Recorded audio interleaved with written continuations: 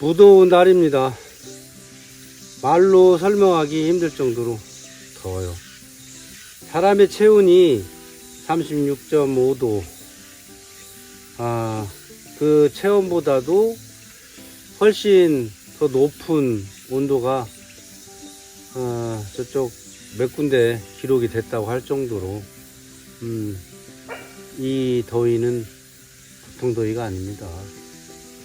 예전에 제가 지금까지 거의 반백년 살아가면서 여름을 많이 겪어봤지만 해년 갈수록 그렇게 더워지는 걸 느껴요. 기후변화 보고서에는 그쪽 위원장인가 한 사람이 저번에 얘기한 걸 들었는데 폭염의 수준이 아니다.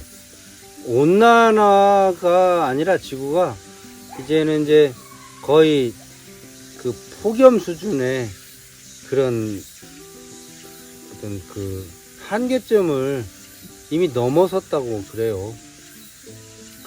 솔직히 어떤 지표라고 할 만한 거 있다면 북극이 예전에는 빙하로 덮여가지고 땅인지 바다인지 모를 정도로 완전히 이렇게 덮여 있었죠. 그래서 아문젠 탐험가가 가서 북극을 발견하고 할 당시도 그냥 걸어서 대륙에서 걸어서 그걸 발견한 거예요. 피어리 이런 분들. 그런데 지금은 이제 그렇게 갈 수가 없죠. 그냥 아예 그 섬처럼 바다로 둘러싸이고, 여러분들도 아시다시피 코카콜라 선전할 때 보니까 그 하얀 백곰이 코카콜라 마시고 있는 장면도 나오고 그랬잖아요. 그 백곰들이 거의 멸종 위기에 있다고 할 정도로. 왜냐면 수영을 해서 건널 만한 그 거리의 한계가 넘어버린 거죠. 그래서 더 이상 이 생태계가 존속할 수 없을 만큼의 그런 상태이고, 그래서 예전에는 그 뱃길을 멀리 돌아서, 이렇게 지구가 동그랗게 있다면 윗부분이니까 이렇게 돌아서 이렇게 가고, 이렇게 돌아서 이리 가고 그랬는데, 지금은 그냥 다이렉트로 넘어설 수 있다고 하잖아요. 그래서 물류가 굉장히 배 운송으로 빨라졌다고 해요. 그런 장점은 분명히 있겠지만, 그건 인간들의 편리성에 대한 장점이겠고요. 실제는 지구가 기후 변화를 극심하게 보이면서 파괴되고 있다고 보면 맞지 않을까 싶고요. 또 한편으로는 그 남극이, 돈 많은 사람들은 이제 남극을 보러 가잖아요. 크루즈 투어도 하고. 그런데 가면 이제 하얗다못해 푸르른 그 햇빛을 받아서 빙하들이 보이는데, 그 빙하들을 구경하러 가는데 그 빙하들이 막 어마어마한 크기의 빙하들이 무너지고 있는 것을 막 그 함성 지르면서 구경하고 사진 찍고 또 영상으로 담고 그렇잖아요. 근데 그게 지금 지구의 위기의식의 어떤 전조라는 거에 대한 그런 인식을 거기에 간 사람들은 느끼나 봐요. 근데 이제 우리는 그 TV나 이렇게 화면 같은 걸로 내셔널 지오그래픽 이런 것들 프로에서 그런 것들을 보는데, 정말 이게 뼈저리게 나한테 위기의식이 안 느껴지는 거죠. 그리고 마치 어떤 지구가 큰 그 위기를 처하면 재난 영화 보면은 막 그 슈퍼 히어로들이 나타나잖아요. 그래서 지구를 구하고 어쩌고 하는 것들, 그런 거 보면서 누군가는, 나 말고 누군가는 그런 지구의 위기의 구원자로 또는 그야말로 슈퍼 히어로가 나타나서 구하겠지 하는 그런 막연한 기대, 희망 같은 걸 품고 있죠. 설마 하면서 끌고 온 것이 2024년까지이고요.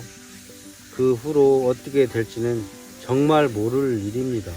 왜냐면 얼음 그까짓 게 뭔데가 아니고, 얼음이 그만큼 있음으로 해서 그 온도를 그래 맞췄고, 그 다음에 소위 말하는 그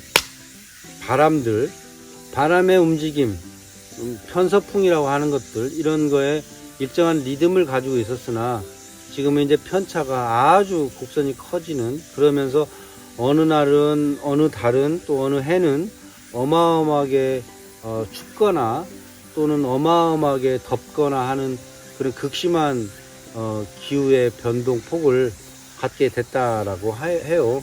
그래서 그 해외 뉴스 보면 꼭 나무일처럼, 정말 나무일처럼 느껴지는, 뭐 영국의, 프랑스의, 뭐 어디 네덜란드의 폭우, 폭설, 뭐 그다음에 뭐 미국의 늘 그 사막과도 같았던 그 뜨거운 지역이었던 텍사스에 눈이 어마어마하게 내려가지고 뭐 치우고 하는 그런 장면들 보셨잖아요. 이상 기온에서 오는 그런 어떤 극심한 변동들이 일어나고 있는데, 우리는 그것을 그냥 가십처럼 토픽 정도로만 그냥 보고 넘어가죠. 그리고 실제 우리는 지금 이렇게 무더운 날들을 겪고 있습니다. 이렇게 무더운 건 정말 좀 처음이다 할 정도가 매년 계속되고 있는 거예요. 그래서 저를 포함해서 많은 분들이 좀 그런 위기의식을 정말로 문제다 하는 문제의식을 좀 깊이 새겨야 되지 않을까, 이전 더위를 보면서 느낍니다. 뭘 어떻게 해야 되는데, 글쎄요, 뭐 플라스틱 하나, 쓰레기 하나, 뭐 이런 것들 하나라도 줄이자 하는 그런 운동밖에는 생각이 나지 않는데요. 사실 뭐 어떻게 하겠습니까? 근데 내가 내가 버리지 않아도 옆에서 버리는 걸, 뒷집에서 버리는 걸, 앞집에서 버리는 걸 하면 나 혼자 지킨다는 거에 대한 그 보람이 없어지잖아요. 그게 가장 지금 사람들한테는 큰 문제인 것 같아요. 사실상 한국에는 쓰레기 종량제가 생겨가지고 오래전부터 좀 꽤 됐죠. 그걸 돈 주고 쓰레기를 버리고 있는 중이고, 그리고 이제 분리수거라고 해서 따로 이렇게 분리하는 것이 어느 정도 생활화 됐는데, 사실 이런 나라가 많지 않다라는 얘기예요. 미국 같은 데만 해도 그냥 음식 먹던 거 뭐 쓰레기 이것저것 다 갖다 넣어서 버리고, 인도 같은 경우도 먹다가 남은 거 창문에서도 버리고 막 아무데나 버리는 걸 너무 생활화하고 있어요. 문제는 미국하고 달리 인도 같은 경우는 그동안에는 그 생활 습관이 자연으로 돌리는 거예요. 옥수수 먹다가 버리면 지나가는 그 소가 먹기도 하고, 뭐 따라오던 바나나 껍질 버리면은 길거리에서 뭐 돼지가 먹기도 하고, 그렇게 공생하듯이 그냥 거리에 그런 것들이 뭐 별 의미가 없었어요. 언제부턴가 말이죠. 그걸 이제 우리는 이제 배달 음식에서 막 오토바이 타고 배달, 뭐 비 오는 날, 눈 오는 날 뭐 오고 그렇잖아요. 무슨 TV 보다가 뭐 축구 같은 거 하는 거 보다가 치킨 먹자 그러면 그런 거 시키고 막, 그래서 그렇게 편하게 하는데, 인도 같은 경우 제가 있을 동안 좀 됐네, 벌써 5, 6년, 4, 5년 됐으니까. 그런 건 없고, 사가는 거죠. 가게에서 가족들이 먹을 통닭을 사든가 뭘 하든가 하는데, 그 당시에는, 예전에는 종이로 이렇게 담아줬어요. 종이 팩에.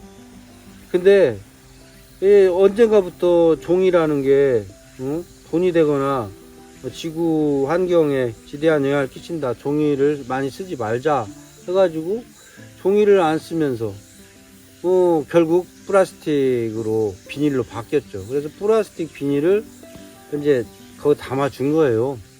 그것을 집에 갖고 가가지고 이제 통닭은 먹겠죠. 근데 그 비닐팩 같은 경우는 비닐을 어디 수거하는 것도 없고, 그러니까 그냥 아무데나 옛날처럼 뭐 바나나 껍질이나 버리듯이 버려버리는 거예요. 그러니까 길거리니 어디니 보면 바람 불면 비닐이 막 이리저리 쓸리고 날라다니고, 그러다가 강으로 들어가고 이렇게 돼서 끝없는 오염이 반복되고 있더라고요.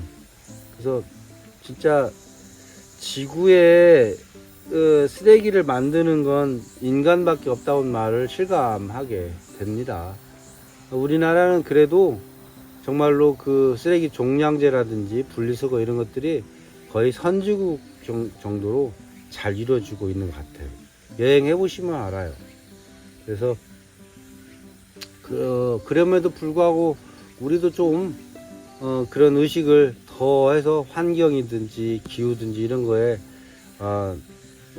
뒷날 일이 아니라 지금 현실에 일어날 일이다라는 그런 의식들이 조금 더 뭔가 운동으로 펼쳐져야 되지 않을까. 쓸데없는 정치 얘기니 뭐 그냥 그런 피곤한 그 시간 낭비 같은 것들 좀 덜 하고, 이제는 우리의 본 삶에 아주 그냥 닥쳐온 위기를 우리가 했기 때문에 우리가 해결해야 되는 그런 아이디어라든지 그런 참여들이 필요하지 않을까, 그런 생각을 하는 오늘 더위입니다. 이제 벌써 8월이에요. 아우, 시간 가는 거 뭐 이제 외우기도 싫어요. 이렇게 또 8월이 돼가고 있습니다. 보름 정도는 또 얘기도 하겠지만, 보름 정도는 고생해야 될 것 같아요. 이건 뭐 인력으로 할 수 없는 지경입니다.